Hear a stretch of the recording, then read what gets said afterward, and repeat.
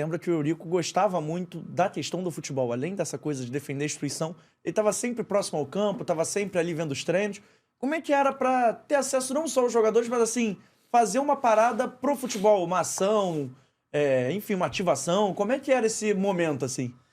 Então, o Eurico, assim, ele era um senhor já de idade, né? A gente pode dizer que era um idoso. E como bom idoso, como a gente tem os nossos avós, cara, é muito difícil de convencer ele de alguma coisa.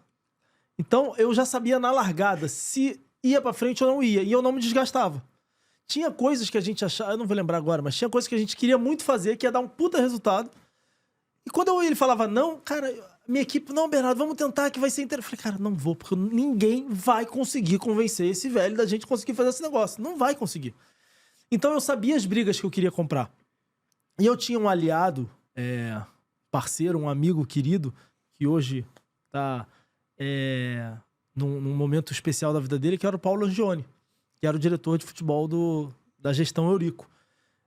E aí eu me grudava ali no Paulo, falava, Paulo, vamos fazer assim, vamos fazer assado. E aí, cara, acho que eu nunca contei isso. Mas aquela gestão, porque, cara, foi muito difícil.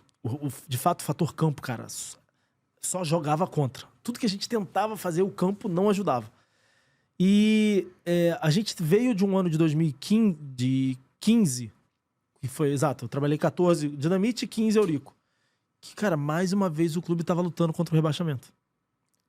15 é o ano que o clube soma 13 pontos num turno, não é isso? Exatamente. Eu lembro bem desse ano. 14, a gente tava na Série B, caos. Sobe na Bacia das Almas. Sobe na Bacia das Almas.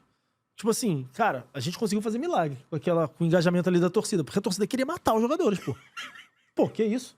O time chegar na reta final da Série B, lutando pra subir, brigando ali pelo quarto lugar, e você ter que fazer ações pra envolver o torcedor. A gente lotou o Maracanã lá, fez o jogue no Maraca, não foi? Fez 14 ou foi 15?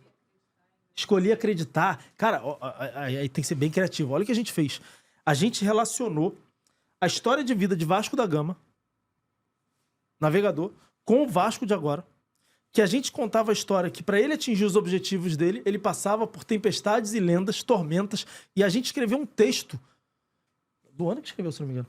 A gente escreveu um texto como se tivesse sido Vasco da Gama escrito, espalhou para os torcedores para mostrar o seguinte, cara, o Vasco é isso. É tempestade, é desafio, é superação, vambora, vem junto com a gente, gruda na gente que a gente vai conseguir. Só que a gente não tinha certeza nenhuma que ia conseguir aquele objetivo. Cara, era um contador de história, mas isso foi fazendo a torcida participar. Pô, eu escolhi acreditar, criou um envolvimento da torcida, cara. Todo mundo postando foto com a hashtag. Isso na época que as redes sociais não tinha força que tinha hoje. Cara, isso começou com um cara na arquibancada, não foi? Que foi um jogo que foi. Exato, que levou uma faixa gigantesca, assim. E a gente potencializou isso dos jogadores postando, cara. Era muito louco. E aí, o que eu ia contar? Que eu nunca contei.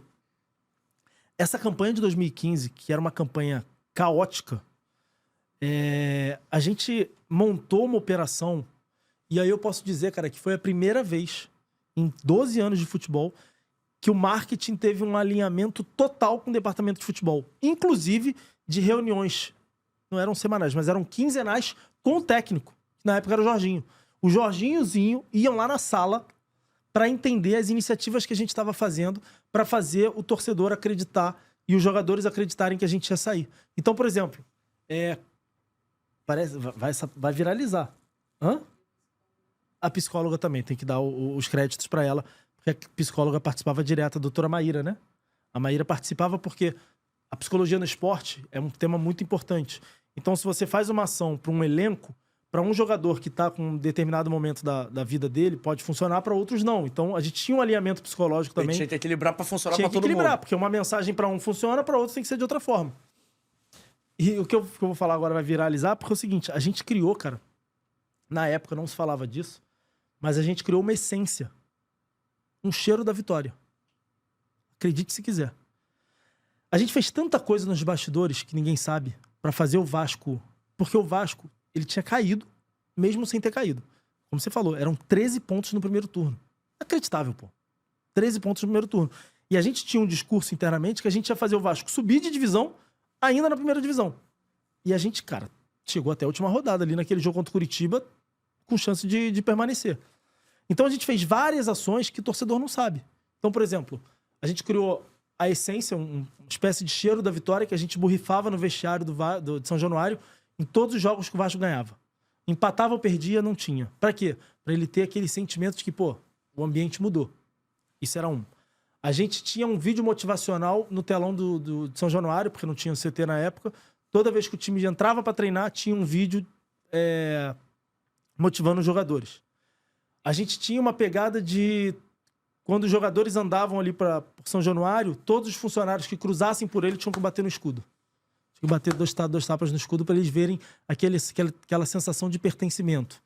Cara, e tinha mensagem personalizada, tinha envolvimento de família, tinha situações de vestiário que a gente fazia, tudo isso alinhado com o Zinho, com o Jorginho, com a Maíra, para que a gente acreditasse que ainda era possível, porque o Vasco de fato já tinha caído e a gente conseguiu segurar essa história até a última rodada, que foi uma fatalidade a gente não ter conseguido permanecer. Engraçado. Acabou esse corte? Então calma aí. Antes de eu ir embora, não esquece de se inscrever no canal, ativar o sininho da notificação, deixar o seu like, o seu comentário e, claro, seguir as nossas redes sociais. A gente tá no @Fora do Jogo Teste em todas as redes sociais, mas pelo visto, estamos expulsando, então vai, me ajuda aí!